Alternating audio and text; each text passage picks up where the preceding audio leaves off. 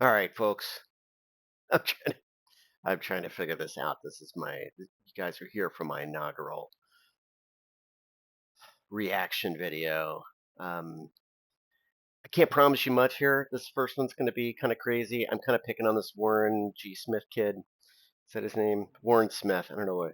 I think Warren G. Smith was like a band back in the day, but you'll have to pause. I have this mic here that is really good and works, but I've lost my cable. I've got this headset that works, so this is what I'm wearing to do this. Uh, but I'm going to try to do something of a reaction video here because, to be quite frank, I spend a lot of time um, uh, on YouTube and Twitter and all these places and getting really frustrated with the state of the discourse here.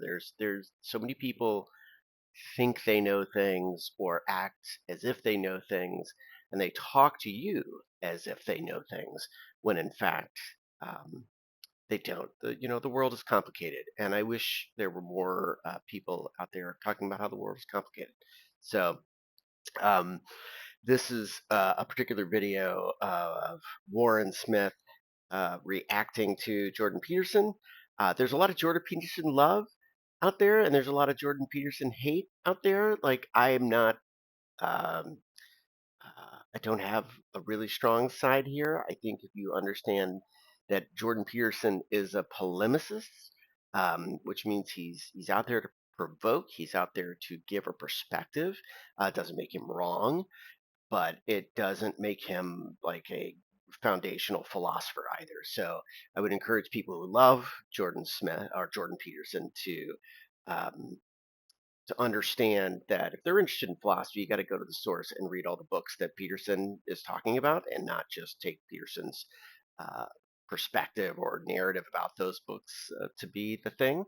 And for those of you who are Jordan Peterson haters, it's sort of hey, your hate is misplaced, right? He's a guy. He says some things that are maybe true, some things that aren't, and maybe we gotta like pay less attention. I don't know. Anyway, let's get this book going. and my work anywhere that is true. So this is a debate about postmodernism, and I know this is sort of a hot topic, especially with all of our culture wars in America. And so I'm gonna. My goal, as always, to sort of help navigate it and to try to call bullshit on both sides and help you figure out what you think about all this stuff, or more importantly, even if I can't help you figure out what you think about all this stuff, but I can help you figure out how much to care about a particular thing. And this one, I have a feeling I know where we're going to end up. So I never speak the truth. If you don't see this, it's hard to believe that this guy is actually a professor. So what I tell people, and I've told my so so right away, I think I think Warren, nice guy, clearly a smart guy, but I think this type of reaction of taking one particular clip or one particular statement and then saying like, oh, I can't believe this is a professor at a modern university. I'm not sure how useful that is. students this for decades. Don't worry about what is morally good or morally wrong. Figure out what you want. People in the comments section are embodying these ideas without even realizing that they're doing it. So this is one of the most important debates that you could possibly watch. Read the text. I don't think Jordan Peterson is I don't know that it is one of the most important debates that you could possibly watch. This is going to be a recurring theme on my videos. God, the lighting in here is awful. I really apologize, but um, I think sometimes people think these debates about the nature of truth are like really important. I come from a background of social philosophy and things like this, and I will admit that like it's very easy to overestimate how important these kind of debates actually are in the grand scheme of things. read more than maybe half a book of it. I have never heard any citation, any quotes. I'm going to speak mostly about Jacques Derrida. Derrida was a Marxist to begin with, but that fell out of favor because it turned out that Marxist political doctrine kept producing evil empires, and by the mid-1970s, the evidence that that was the case was so overwhelming that even a French intellectual couldn't deny it anymore, and so they started to play sleight of hand with the Marxist ideas. So I think you would not take away from that. I'm not saying that I'm not going to pick any technical thing that Peterson there that said it was wrong, or that I can say is wrong. But what I'll say when he uses something like, he says, well, these French intellectuals were playing sleight of hand with Marxist ideas. That's a characterization. That is not an academic statement, right? That is a normative judgment that tells you, and again, doesn't mean Peterson's wrong, but it tells you Peterson has a perspective, and what you'll see in a lot of videos, depending on certain polemicists and their approach, is often to pretend as if they don't have a perspective while they give you very kind of quiet structure around a position, or subtle structure around a very specific narrative that they don't actually back up necessarily, and for good reasons. It would derail everything if we had to go, okay, what does sleight of hand mean? And we'd have to all go read, Marxist literature from, the early 1800s to really understand what he's talking about when he says they were playing sleight of hand. So we just we let it go and we accept it. But it's important to just note that that's an opinion. I guarantee you Jacques Derrida probably did not think he was playing sleight of hand with That we are Marxists at all. I think you would take away from that we are very clearly anti-Marxist and anti-communist. That is also true for Foucault and Derrida. instead of trying to promote the revolution of the working class against the capitalist class, let's say. I had a friend who was a Marxist professor at Columbia who said to me once, "Are you reading all that French horse shit up there? We can't stand that shit because it distracts us from the real work, the true work of revolution." They started to play identity politics and said, well, we can just separate everybody into oppressed versus oppressor, but we don't have to do it on economic grounds. It's really unclear who they are here, and this is where I think, again, as a polemicist, I think people like Peterson very quickly get into really brushing with broad strokes. And again, there's nothing technically wrong with that, but it's just important to understand that you're accepting a very packaged version of history of intellectual thought. And so we can call it power instead of economics. So postmodernists believe that reason is a tool for power, that logic and reason are social constructs. Postmodernists. I don't necessarily think it's right in that I think postmodernists would probably agree that most things are social constructs. I don't. I think it kind of misses the boat. It is that everything is an expression of power and social constructs, not that reason is uniquely maybe such, but Don't say that there is no such thing as logic or logic is irrelevant. It is, of course, quite relevant. And this is what Foucault actually said himself. He says, I use reason against rationalism. I use the tools of power against power. So reason and logic are the tools of power. You just heard it in his own words. And this is where and here the burden of is like, okay, Warren is clearly does not agree that reason and logic are tools for power, but he isn't actually. He's accepting. It seems to be accepting it as a given and not actually giving an argument of why reason and logic aren't tools for power. Like, what is it about that statement that you actually disagree with? And this is where, I really want people to look for dialogues that are taking seriously the arguments that they're arguing against instead of dismissing the arguments that they are. Marxism creeped up again. Oh, people interpret the world in a way that facilitates their acquisition of power. Now that's where the bloody theory starts to get corrupt. I use their own logic to disrupt their own logic. I would like to say that slavery is a moral abomination. Okay?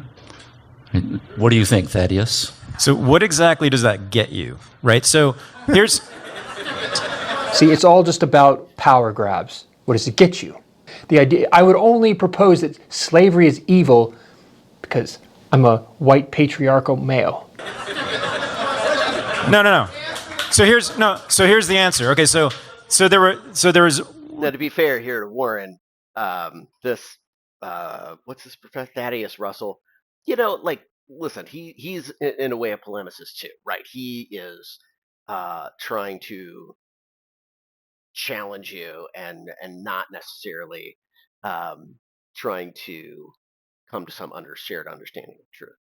And I would say he's a little bit on the extreme. So he's an easy target to go after. I would rather see us argue against people who are less easy targets, right? Like, this is sort of a symptom of the. That was not what ended slavery. What ended slavery was the mobilization. I'm gonna go back. So, What do you, no. So here's the answer. Okay, so there was. That was not what ended slavery. What ended slavery was the mobilization of hundreds of thousands of people to kill hundreds of thousands of other people. And actually, they were more concerned about the slave power, the power of the slave masters, than the slaves themselves. They don't believe. Yeah, I mean, like, if you take seriously what he's saying and try to and not just dismiss it, what he's trying to say is that ultimately, and this is, I think, ultimately a very postmodern perspective as well, which is ultimately there is the thought and there's the action, and it is the action that has the supremacy, right? Like, it is the um, the fighting of a war and the will to fight a war and the will to die for a cause that is sort of supreme to, like, just the moral statement of, well, slavery is bad. I don't know. Just, I might even cut that out. I'm not sure That there is such a thing. but I just want to say that there is a thing here, and I don't think that we'll see. I don't think that Warren Smith here is gonna take it very seriously. The slave masters than the slaves themselves. They don't believe that there is such a thing as a law of reality. Does anyone? So, as somebody who's somewhat existentialist myself and sort of postmodern, I always object to that phrasing of the problem. For me, the problem, it's not that I don't believe that there is a truth. Um, Obviously, I can't just pretend that gravity doesn't exist and throw myself off a building. I will die. Like, the truth will be forced upon me, obviously. But I think that the point of most postmodernists is actually that the human brain does not have direct access to truth. The human brain only has access to truth through the human brain, which is a very complex thing and happens to be very influenced by lots of non-truth kind of things, like fitting in, like society, like greed and power and the need for shelter, and all these sorts of things interfere are the things we have to look through to get to the truth. And so our attitude has to be one of truth is, it's out there maybe, but it's really hard for us to find, and we can't just rest on, oh, like the Ayn Rand folks who say A is A. Well, it's not that easy, guys. Like, A is just a letter on a chalkboard, right? Like that. Okay, you defined something and then you drew it and then you said A is A. Great. Most of life is way more complicated than that, and we don't have direct access to truth, which makes truth a fundamental challenge and not something that we're just possessed with. Anyone know about who the abolitionists in this country and in England were, and what was influencing them, and what was really driving them? What made them anti-slavery? Was a deep, deep belief in Christianity, in particular in this country, Calvinism. This guy's going to make the case that morality is simply superstition. So morality to me is a form of superstition. So it is. Okay, so Warren Smith, you just, like, cut directly to the part that you knew he was going to say, probably because you've seen this guy talking before. But his ultimate point about the the the makeup of the social milieu and Calvinism in the United States, um, is, you shouldn't just dismiss that. Like, that is a really, really important thing to think about. It is, if if we had a different social makeup, we might not have made the same choices when it comes to ending slavery. It is the idea that something applies again to all people at all times and all places forever, right? That is a religious idea. They don't believe that there is such a thing as a law of reality, that there's an The burden of proof of that is on you, Warren, and I don't hear you trying to prove that to me. So observable aspect to reality that applies to everyone. But that is a hell of an arrogant claim that is very similar to what you find in the Bible, isn't it? Right? That something is going to apply eternally to all people in all places. I find that incredibly arrogant. Now, he makes the case that I wouldn't talk. It is arrogant. I'm not anti-religion, and I don't like to kind of like compare things to religion as a pejorative, like, oh, well, doesn't that sound like religion, therefore it's bad. Screw that. But I do agree with him that it is an arrogant thing to say there is a universal law of reality that always holds true, and I understand it. Tolerate slavery. And it all comes down to the individual must choose what they will and will not tolerate. Now, does this mean that I am not opposed to slavery? No. I don't want to live in a society that has slavery in it because of my values. That's a different thing than morality. But how do you choose what you should and should not tolerate without some larger guiding principle of right and wrong? So what I tell people, and I've told my students this for decades, don't worry about what is morally good or morally wrong. Figure out what you want. Write that on his tombstone. Like I teach my students, don't worry about what is morally right and wrong. Figure out what you want. It's the politics of self. I'll agree with Warren. I don't particularly like that phrasing. Like, I don't think that is an honest search for truth either, because it's basically, because truth is problematic, therefore we shouldn't look for it. I don't. Yeah, I'm not a fan of that. Self-interest that I'm preaching here. If you want to live in a society that includes slavery, I'm going to fight you. If you're going to try to impose that on me. Right? If you want to not live in a society with slavery, that's all you need. You don't need to make moral claims, do you? Why? Why would you fight them? Because it's wrong? And then the complex problem is not how to see or what to see, but how to act in reference to what you see. Yeah, I don't think if you don't want to live in a society that includes slavery, you would have picked up a gun in 1861 and gone down south, maybe. You're teaching them that their choice of what they want is so important. They have to impose it on others because there's no potential for good in the world if you don't impose it. That's what you're teaching them. So don't be surprised when you see these protests on campuses. So just figure out what you want and move from there. I can't. Do you know anything actually exists? What do you mean actually? Actually exists? Do you believe anything is real? This guy's a okay. little bit So I don't know is my answer. This guy claims that there's nothing he says. He doesn't even believe in truth. So there is nothing in my book and my work anywhere that is true.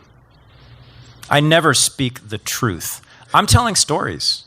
I'm telling new stories or different stories, or trying to anyway, new narratives. It's true that we make sense of the world through stories because we resonate with the hero's journey, with these with archetypes. That's how we derive morality. It's how it's built within us. That's not a coincidence. That's not a societal construct.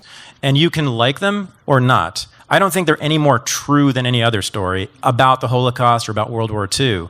Now I use evidence that other people use against them or against the game that they're playing. He believes that we don't make scientific progress. We do not discover anything in science. We simply deconstruct what we think we already know. In fact, the real scientists. Again, I think Thaddeus Russell is not doing anybody any favors here. I mean, I think it's a valid philosophical position that, hey, it's hard to know anything. I got it. How useful is that in a dialogue? I not very much. Like I think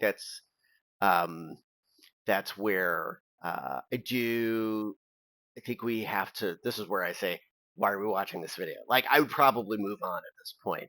I'm a little more concerned with the reaction to this being maybe a little bit like, hey, there's this evil, sick idea out there that's going to ruin people, and maybe there's some truth in that, but let's talk.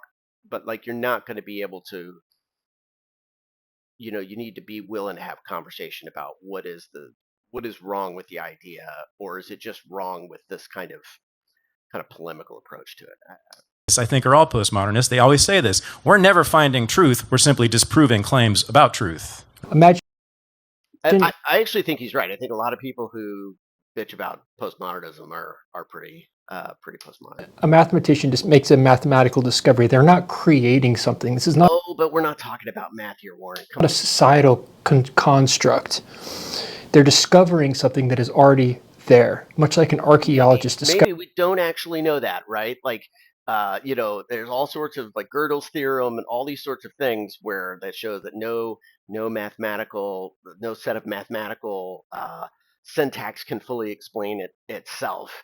And it's just as likely that math is as indicative of how our brains work as it is indicative of how the world works. I mean, I'm not saying that the world is fundamentally chaotic. I'm just saying that it's not as obvious of a fact as you think that math pre-exists human awareness of math, right? Like, that is simply not a thing. Discovers an aspect of reality. It's not It's not an easy thing. It might be true, but it's not without its own controversy and discussion. A name, they make it possible to articulate with mathematics. It then enters the lexicon, which becomes the basis of what we call knowledge. Other mathematicians then build upon that. How do you wrap your mind around this idea that the Earth is round? This claim, the Earth is round, is not universally true. So first it was flat, and everybody was completely sure it was flat. Everybody, right? And you were burned at the stake if you disbelieved that. And then everybody believed it was a perfect sphere. And this is kind of getting what you're at, right? Where you're coming from, right? That doesn't really. I wasn't claiming my question had nothing to do with how the exact degree to which it's round. It's just that it's not flat. Okay. We know it's round. It meets on the other end. But do you see how that's all that my question needs. But no. But do you see how the shape of the Earth keeps changing according to science? The fact that a postmodernist can claim that there's no such thing as really scientific progress, because that's everything's a social construct. So it's so stupid you can't believe it's real unless you see it. This is why they're wrong. You see. However, I would just point out that that flat earthers are probably big Jordan Peterson fans often. So anyway. The world is complicated beyond our ability to comprehend. So there is a very large number of ways you can interpret it. But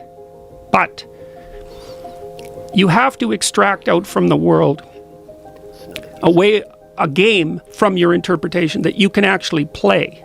So there's a tremendous number of constraints on our interpretations, and the postmodernists don't care about that at all. All they do is say, well, no, you can interpret the world any way you want. I never speak. Some postmodernists, obviously Thaddeus Russell doesn't care about that.